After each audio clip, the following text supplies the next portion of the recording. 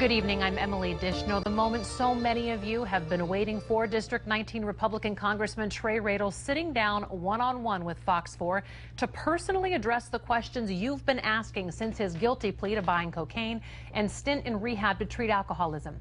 4 in the Corner's Patrick Nolan with this emotionally packed special report from our nation's capital. We met with Congressman Radel in his office here on Capitol Hill first thing in the morning, and we began by bringing him the questions many of you say you still want answered. There's a sense from a lot of the people you represent that you've said what you think is enough, maybe, that you're sorry, but they think maybe you're just sorry you got caught. There are some things you seem to not want to go there, like who you were with the night of the bust. When did you first do cocaine? Can you answer those things for people? This has been a terrible experience in my life. God has been kicking me in the shins for a long time. My life has been an open book, and it has not been easy. In sharing it, I want to be able to restore that trust, and I think that I've been able to. But I can only do that day by day and a step at a time.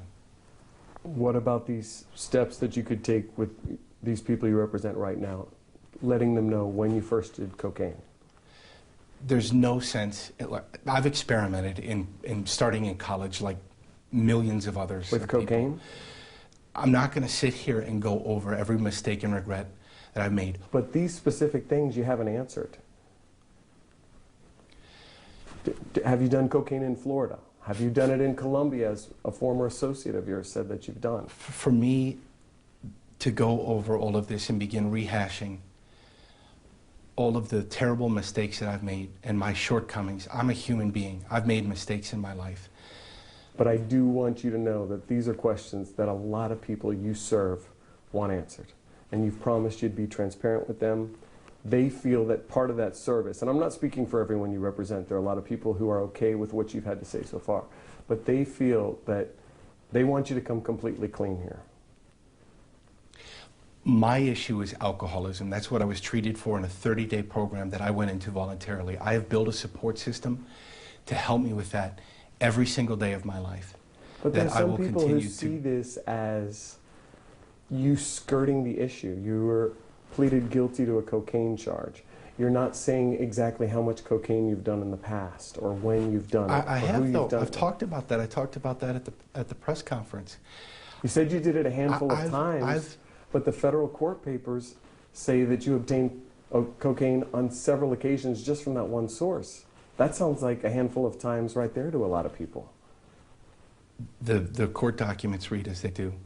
Congressman Radel telling us as we began the interview that he was willing to take whatever time was needed to answer or at least address every issue we brought to him, and we continued to do that as we conducted the interview. We'll have more on that coming up. Reporting from Washington, Patrick Nolan, Fox 4 in your corner. And that's just the tip of the iceberg from Patrick's sit-down with the congressman. Coming up at 6:15 tonight, Patrick asking Representative Radel about his decision to stay the course and not step down from office. At 6:30, Radel admits to Patrick serious problems in his past. And at 6:45, Patrick talking with political gurus right there on Capitol Hill who explain that Radel's biggest problem holding on to power may be found in his inability to fundraise after the scandal. Once again, all of that still to come tonight. Now,